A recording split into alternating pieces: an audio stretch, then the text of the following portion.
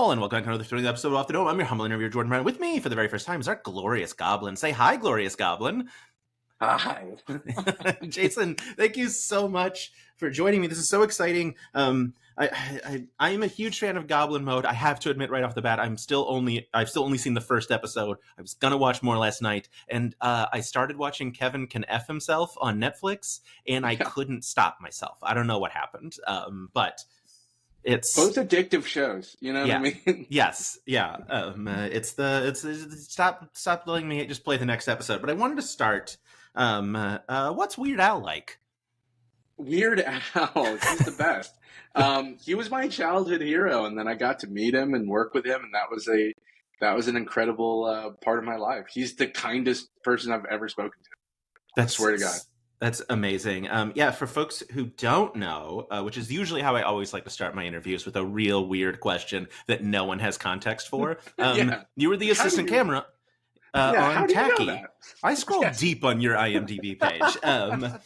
My IMDb page is the most random and also least updated thing on the planet, but I am very proud that somebody clocked that. I was the first assistant camera on Tacky. It's such a good music video. If you're watching this right now, pause this, go watch the 2-minute, 55-minute one-take video, then come back. Because, I remembered it when I saw that pop up. I was like, oh, I remember that video. And then, I went and watched it. And I was like, oh, that's insane, especially for an AC. Someone in charge of, hey, we got to make sure everything works. What was that like? What do you remember of it?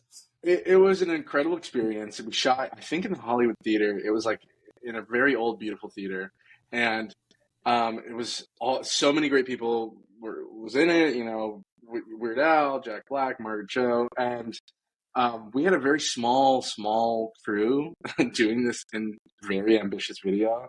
And one of my fondest memories is it really is a one take. So that shot where you see sort of Weird Al go to the elevator, and then people go into the elevator, and you're on. I think it was Kristen Shaw. Yep, is in the elevator, and we're going down the elevator. Weird Al is booking down flights of stairs, full sprint, and I'm right behind him because the technology at the time wasn't amazing. So I had to be kind of close to the camera to pull focus, but I couldn't be in the elevator, and the elevator was moving, and the camera was in the elevator. So I was running down the stairs with Weird Al, trying to pull focus and trying to figure things out. And it was an insane job, and I'll never forget it. That's so much fun. Yeah, it's all one take. I think it's 2 minutes 55 seconds. A bunch of people in it. Yeah, at one point Weird Al bounces off the video, sprints down 5 flights of stairs, changes clothes while doing it. With an elevator that is perfectly timed for the bridge of the song, which is also a wild concept of we needed the 5-flight elevator to actually match up with how long Kristen Shaw's part is. And then a beardless Jack Black, which I know what he looks like without a beard, but it still really threw me off when he jumped into screen. I was like, oh yeah, this video's old. He's been growing that beard for a while. Absolutely. It's so much fun, and so complicated. I actually then ended up tracking down a making of little not documentary, but a Weird Al talking about the making of, and said it was 6 takes. Then it was the final take that you ended up using, but that there were multiple clean takes of of that whole music video, which is astonishing because it is so complicated. Yeah, it really was hats off to our team, who I think was the DP at the time, and the whole team. That was the family at Nerdist, and I was there for a while, and everybody just killed it making that video. Yeah, it's fantastic. Well, speaking of things that are fantastic, don't tell anyone this, but Tippy is my favorite of the PCs. I'm afraid I'm going to tell everybody that. You know what I mean? It's gone straight to my head. And, I take a lot of pride in that. I love the show's called Goblin Mode. You're the Goblin. You're the titular Goblin. Who the other skeleton? It's not called Skeleton Mode. Well, there was a moment where, when Amy came up with sort of we had to pick any creature we could, right? Any minion or creature we could. There was a moment where we all thought about not being goblins. Like all of us, we're not goblins. But then I was like, it's called Goblin Mode. I feel like one of us should be a goblin. So I raised my hand and volunteered. Yeah, it's so good. Yeah, can you walk me through what character creation was like for Tippy? How you came to that, and sort of like that original process of getting in there. Yeah, Tippy building Tippy was like a really really fun experience because I play a lot of D&D just in my personal life, and I think the best part about D&D is you get to be these like heroes and adventurers, and even at level 1, you're cooler than most people, right? And I love the idea that we were coming at character creation from the perspective of like level 1 is like level negative 100 to like a normal like a normal adventure. And so I was like, what is going to be like a goblin who has a lot of room to grow? And I just thought of, and I'd never played the Artificer before. And so I wanted to play like sort of a dorky goblin version of me, and I'm already dorky. So it was an easy ask. But yeah, it was really thinking about making this sort of shy, anxious, nervous goblin who didn't even want to be a minion in the first place. Go on this like epic journey, and I thought that was cool. So that's where Tippy was born. I love it. Yeah, for folks, I've talked to Amy and Danielle at this point, and scolded is the wrong word, but a choice for Danielle of like, I'm gonna make a bard with like an 11 charisma or whatever it is. It's like, oh no, like I I get you're think gonna get better, but ooh, that's a choice to start. well, the best part about this is everybody had played so much D&D that we all went into it, and Dan and Danielle are such amazing players, but we all went like, we can't do the thing where we're like, we're gonna have the perfect party composition, and there's gonna be healer and a tank. Like, we wanted to all be absolutely useless in, in everything we did, like every choice that Danielle makes as Busy is incredible. Same thing with Dan as Fibs. And I think that was the theme, which is like, these guys really don't know what they're doing. So when you say like Bard or like Paladin, that's to them the same as like that chef and like doorman. Like they have Yeah. no idea what any of that stuff is. So of course you'd be a Bard with no charisma. That's the best thing you can be. Yeah, it's so funny. Yeah, the world itself is, um, well, can I ask you to describe it? That way, I don't have to like. There isn't a clip of me explaining the game Oh my to God. people. The world, it's such a rich world that Amy Warpal, our glorious GM, created. But in a nutshell, but just picture a world where the I guess the world has been like ruined by this big cataclysmic event, and now there's like a big desolate wasteland and little towns in between. But the world that we're playing in is a world where um, the main characters are like the henchmen or the minions in like a dungeon that would usually be resigned to doing the most menial tasks, like moving rocks from one pile to the next, or like bringing the mail to your local necromancer. You know what I mean? And so that's the world we're in, and Goblin Mode is three little minions finding out that the world's much bigger than the walls of their dungeon, and we travel all over the place to like towns like Neckbrecca, and it's like a crazy trading town with like airships to crazy boggy swampy places and underwater cities. So it's quite like a vast adventure. Yeah, I know. When I talk to Amy, a lot of emphasis, obviously, on like the agency of these characters, going from what she describes as video game code of like, Mm-hmm. you walk this way, you walk that way, you stop for 3 seconds, you walk back. Like it's a like that is your job in the dungeon. And now that the BBEG has been defeated, you're out of a job, and becoming like your own characters. What was that like when that sort of idea then got like thrown to you of like, hey, you're going to start off as less than level 1. You're going to start off as minion characters who weren't even important, and now have to figure out everything about the world. I was so excited. First, I was so honored to be asked to join this thing because Danielle and Dan and Amy, they're so a part of this world of like tabletop role-playing games, and I'm just a fan of playing tabletop role-playing games. And so it was nice to get to come in and do this. But um, it was awesome because I love playing characters in my personal plays that are super super flawed, but not in like just an emotional way, in like a literal, maybe a physical way, or maybe a detriment to the party because they're cowards, or they're uh, dumb. You know what I mean? And Tippy is a little bit of everything, and yeah, I love it. Yeah, we should say why his name is Tippy, Yeah, which yeah. is Tippy is called Tippy because Tippy hoards everything on his back, and he carries multiple packs that are literally twice the size of his chubby little body, and it tips him to one side most of so the time funny. as he's living life. So it's like he's called Tippy. And I would also Uh, imagine like goblins have silly little nicknames for each other, like maybe the goblin who catches frogs is called Froggy, so Tippy's yeah, called Tippy. Tippy's called Tippy. That just makes sense. Yeah, of course.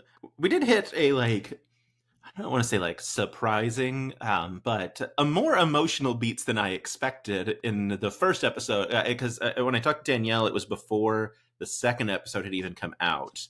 And so I was like, yeah, it's goofs. It's goofs all the way down. She's like, we do eventually do stuff. The first episode is a lot of goofs. But there was still like Tippy's locket and things that like you like come across Right.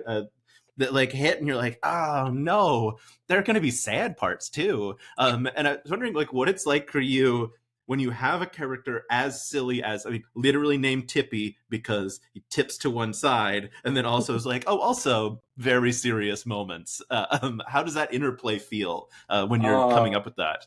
I love that. That's what I live for in D&D, and just any storytelling in general is like watching these fun, jovial characters that actually have to deal with like their emotions. Um, I think you're in for a lot of that in Goblin Mode. Surprisingly, there's a lot of like breaks in the story where there's quite emotional scenes, and I mean like goofs as they are. Like episode one, we all deal with each the death of our best friends, which I think is pretty crazy, right? And that's a lot to process, even as a little goblin. Like we're starting on absolute like the worst day of their lives. Yeah. You know what I mean? So it's fun to have to like try to see how a character, even as ridiculous as Tippy, is going to have to deal with like the murder of his best oozed friend, right? Or Yeah. him being out of a job now because his necromancer has gone missing.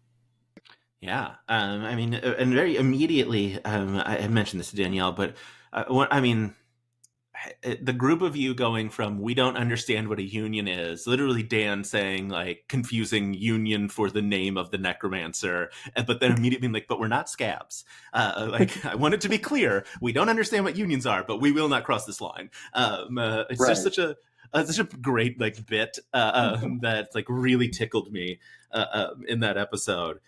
Um, yeah, I'm super curious. Well, first of all, does it feel like bullying that they put you on your own side of the table and Dan and Danielle? Is it like because the first three letters they share for their name and they're like, it's only DANs over here? They refused to sit with me. It was a shot to the gut, but I'll live.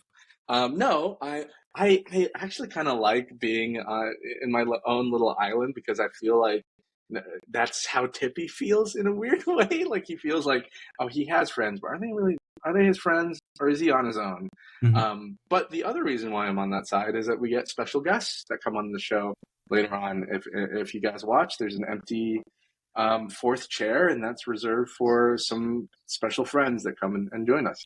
Oh, that's amazing. Yeah, one of the things that I appreciate so much is 90-minute to 2 hour long episodes. Like, oh, just like right in the sweet spot of like, oh, I'm not going to keep up. Like, I won't be able to stay current because I have a 3-year-old. I'm not current on anything. Right. But like, I got a shot at like sticking through to the end when there's not like oops, 5 hour episode in the middle. I'm like, oh no, this is going to take me a month to get through. So let me just say I appreciate it. Yeah. that you've kept it more compact. Obviously, that was by design, not accidental. Of like, hey, we want to make this. Mhm. What was that thought process? I mean, especially if like we're relaunching Geek and Sundry under like this show. Basically, we want it to be approachable and easily consumable. I think it comes out of a place of earnestness, right? Like earnestly wanting to play like a good length of a session, but also not making a show that just feels like it's only there to be like a clip farm, where we're only going to be releasing things as like TikTok clips or whatever. However it's done these days. I think it comes from a place of like this is a good length for this episode, and we see them as like episodes, right, of a show. We really do see them as like, okay, that's chapter one done, right? Now chapter two. And I love that you like the length, because a big worry when doing anything like this is like, who's going to watch and who's going to stay invested, and is it too long? But I personally like the length, and I'm hoping people like it too. Yeah, I mean, everyone that I've heard talking about it has had nothing but positive things to say, including obviously, I mean, besides just like the general premise and everything else, but also like stunning audio design, like beautiful set, just like really came out swinging to like show off, like, hey, we're serious about this. Yeah, the audio design is so good. The shout out to Matt Karen, who is both the editor and sort of like he's the Wizard of Oz behind it all, right? He's the one who adds all the sounds and all the effects. I've recently listened. If people don't know this, you can also listen to Goblin Mode as a podcast, and it's available wherever you get podcasts. And I'm not, I consume a lot of like nonfiction, boring podcasts about history.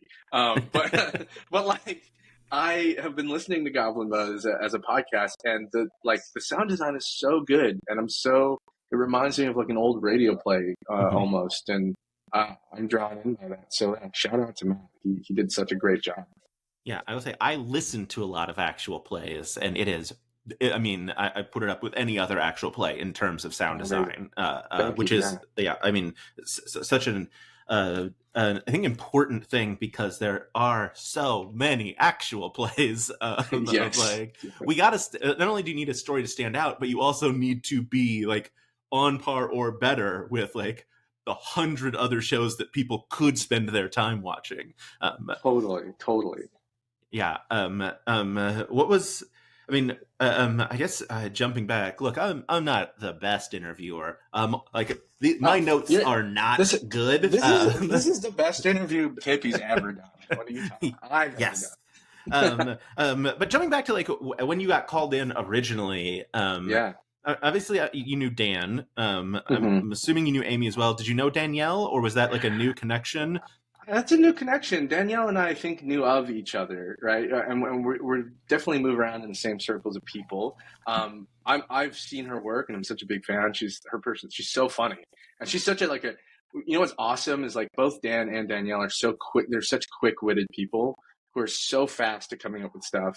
And it was cool to meet a person and feel like we just immediately clicked. Like, um, even in that play. I mean, we had a session zero that wasn't on camera, and it was just a blast. And I think that's where we kind of all looked at each other and we're like, "Yeah, this is going to work out. Like, this is going to be a fun experience." But no, it was cool. Interacting with Dan and Amy. I've in the past I've been on the other side of the camera, right, filming them or directing them for something else, because I used to work at Nerdist and Geek and Sundry. But now sitting down and playing with them, it's such a awesome experience. And Danielle's such a great fit to this whole thing. Sorry, there's a dog barking right now. I don't know if All that's good. with you.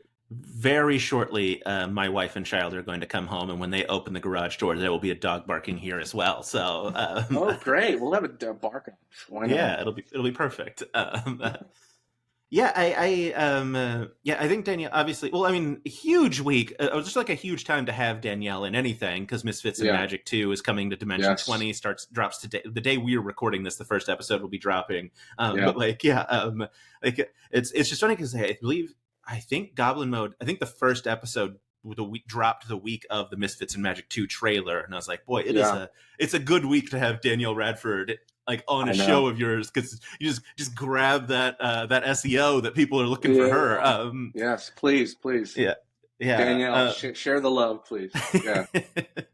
Yeah, I am curious. What was it like then, transitioning from behind the camera to front of the camera? Which do you prefer, or is it just a matter of both are fun? I think both are fun. I don't, like I consider myself more of a creator that operates behind the camera. And that's sort of where my hopes and dreams and aspirations lie. But I've been in front of the camera before, and I'm no stranger to it. And I love comedy and all things comedy. I've done a lot of sketch comedy, but I really just was looking forward to, like, whether it was on camera or off camera, just honestly playing this game with this group of people.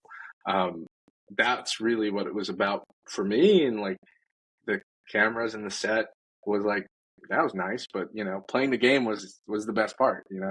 Yeah, I mean, you get to sit down with Amy. My goodness, what a talent! Just Gosh, like, yeah, this was, I guess this is the first I've seen her play a bunch, but I'd never seen her DM before. And so like getting to see her just like pop in and out of voices, even like in a conversation with each other. Such a, I struggle with it so much in like my own games yeah, where I'm like, okay, no, yeah. hold on. Okay, got it. And obviously, you can edit around that in an actual play. But boy, she's talented, huh? That's not really a She said, question, but I agree. I agree. I think Amy is very, very, very talented, and she knows that. And I think what's so great about Amy is that we sometimes I worry that like the energy of me, Dan, and Danielle when we do click on something, it's like, oh, this is just like raw chaos. This is just us. We forgot we're on a show, and we're now um, maybe ruining this game. Like, I don't know. Has the bit gone too far?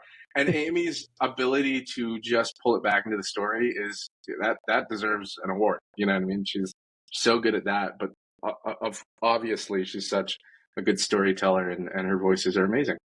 yeah, yeah, it's fantastic. I guess, yeah, I mean, that is actually one of the other things I want to know about. How were the vibes at the table? Seems very good.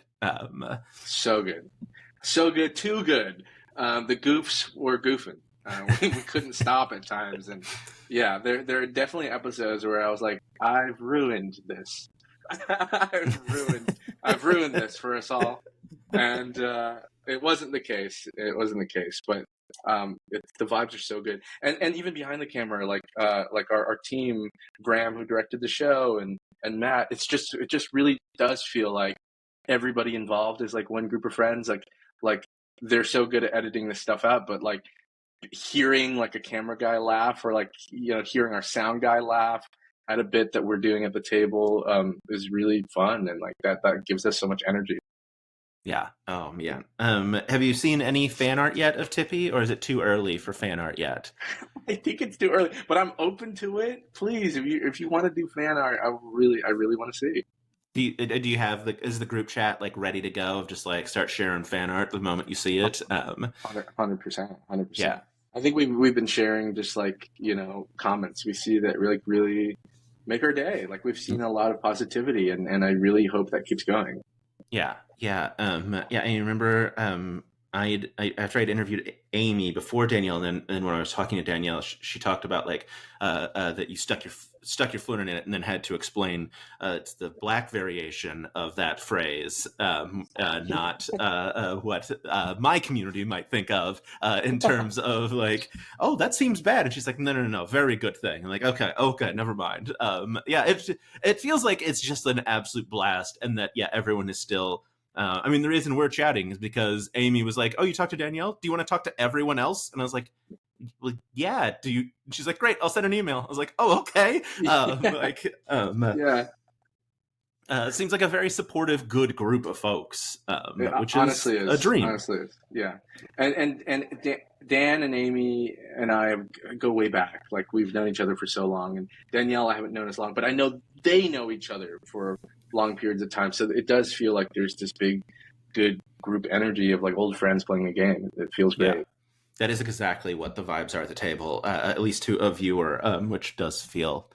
I mean, it's fun. I mean, I think it's the reason why a lot of the shows that have become really successful are really successful is because the vibes are like, hey, I'm watching really cool, smart, funny people who are also friends try to make their friends laugh, which is a very fun thing to watch. Like, what can I do to make Dan Casey sitting across from me laugh at a bit, Yeah, whatever it is.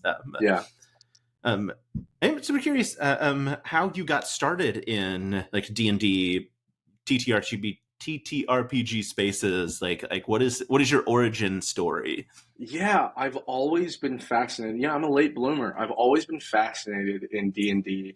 I played a lot of video games growing up, but what's funny, when I was growing up as a kid, I had a lot of the books because they would be at my local library somehow, Mhm. like player handbooks of like different TTRPGs that like nobody knew. There was one called like Legend of the Five Rings or something. It was like samurai themed, and I would just read them and be like, well, what are these like rule books and like what are these weapons? Like what are dice? But I never had dice, and I never had a group of people to play it with. Um, and I remember I was like 12, and I went to my local comic book shop, and it was it was called Amazing Stories. It's not around anymore, but I walked in, and it was like usually it's like a very very square little comic book shop where there's every wall has like comics and there's a big open space in the middle.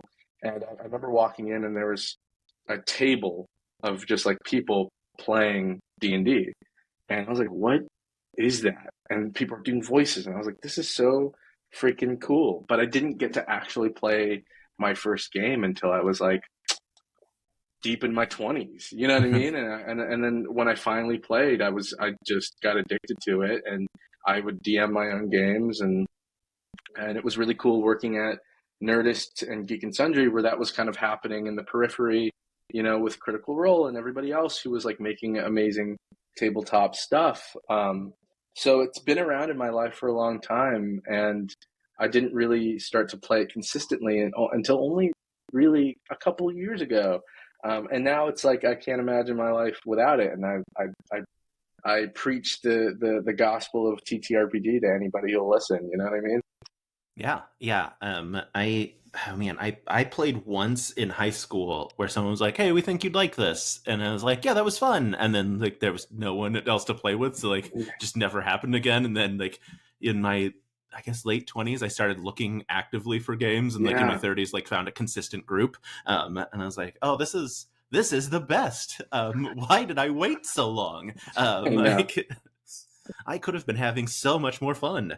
But yeah, super super fun. What were those old Geek and Sundry days like, where Critical Role, I mean, just exploded out of nowhere, and just, I mean, what was it like back then? It was awesome to watch, and it's exactly sort of the energy that I'm describing now, which it just felt like a bunch of friends making stuff together. And to clarify, like I was more the stuff I made was more on the nerdist side of the fence, Mhm. and so it was. But I was there with everybody in the same building, and it was cool watching these people go from just like very hodgepodge setup to what it is now. But yeah, it was. I mean, like, how can you complain? You walk into work and there's people rolling dice, and I'm like, that's awesome. That's Yeah. so cool. So the energy was great back then, and the internet is a fickle beast, and it went away for a second, but I'm glad it's back, and I'm glad I can be a part of that too. Yeah, yeah, it's super cool. Yeah, I remember, and when this first got announced, I was like, "Oh, that's so cool!" And then like I was like, "Oh, that's so cool! Geek and Sundry's coming back." And then I had a moment of panic where I was like, "Oh, have they been like active this whole Yes. time?" And and I'm just like, I'm gonna look stupid if I say that in an interview, and someone's gonna be like, "Actually, we've been producing." And Yeah. I'm like, "Oh no!" But like I wouldn't. I looked it up. I was like, "Oh no, no!" Like there's like a dip of production, in terms of what they were doing. Um, Yeah, yeah, I mean. I think under certain circumstances, a lot of those people would have just stayed there for forever making cool stuff if they could. But fate had it as it was that they had to like disperse and go around, and now they're all making great things, and they all have their own tabletop shows, or they've gone on to other tabletop shows, or they're working for Critical Role, and so I think everybody landed in a place that was awesome, and but it felt weird that Geek and Sundry to me like didn't have anything like that. Sorry, 2 seconds.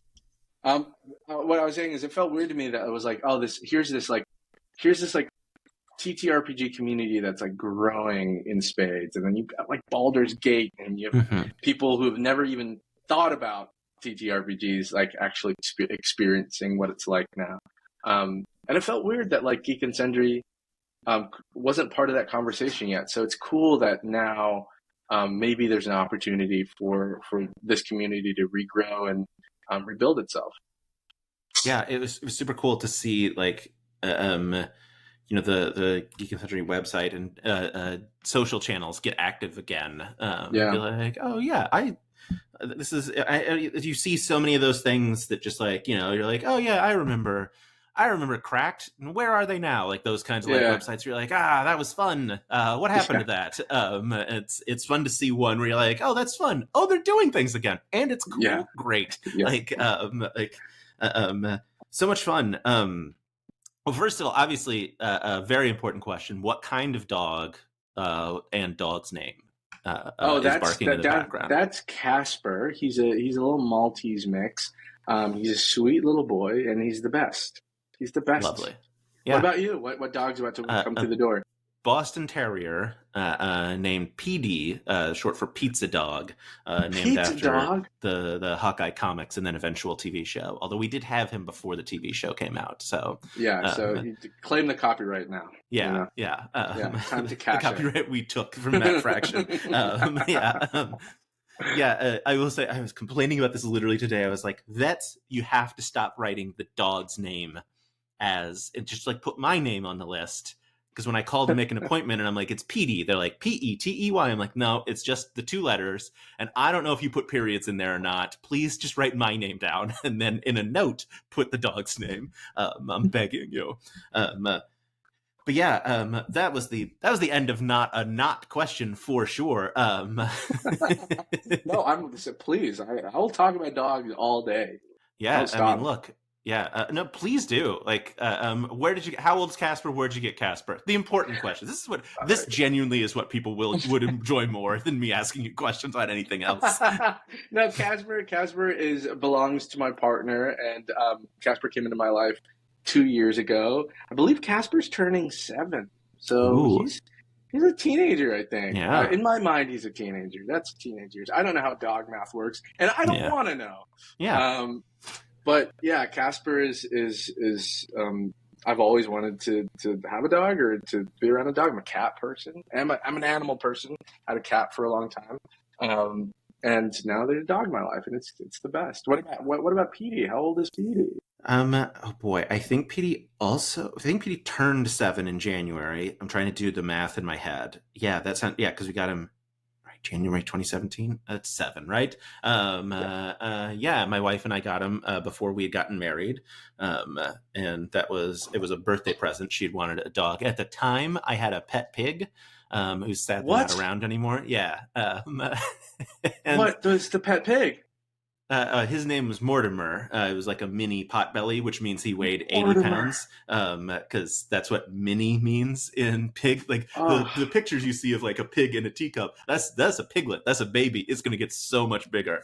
But yeah, it was weird. It was like super important that like I got like it feels weird to even say, but like getting a pure breed dog was important because some dog breeds are bred to hunt pigs, and like that instinct kicks in. And so like it was really important to be like, okay, I think a blue heeler is one of them. Be like, he cannot have blue heeler blood like in his body. We can't have that instinct kick in.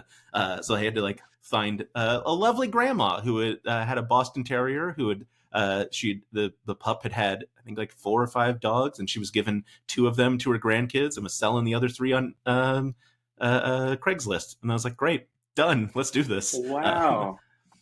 That's awesome.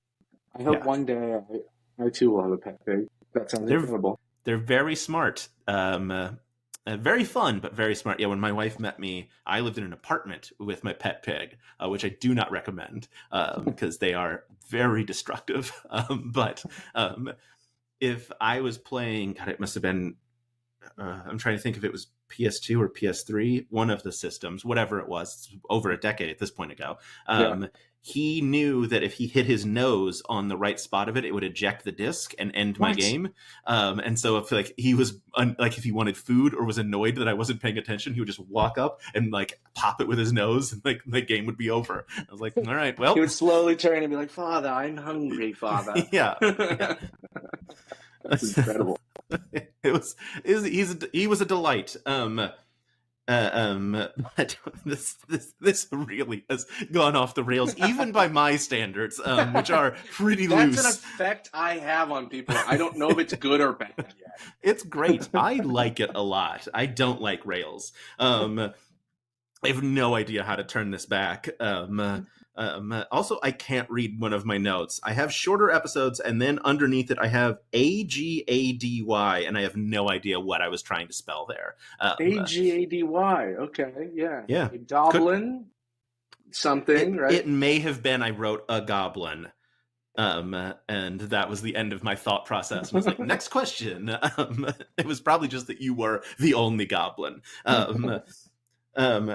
I know Amy told me how many episodes there's like 20-ish episodes in the season, if I recall correctly. Yes, I think so. It's hard for me to know because we kind of did like episodes back to back sometimes. Yeah. And sometimes those plays like kind of rolled into each other. So I think it's 20, but don't quote me. I have no idea. Yeah.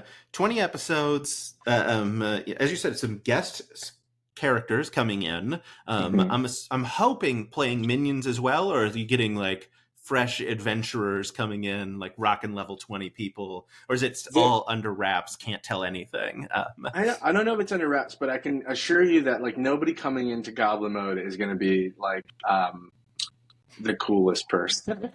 Well, actually, that's not true.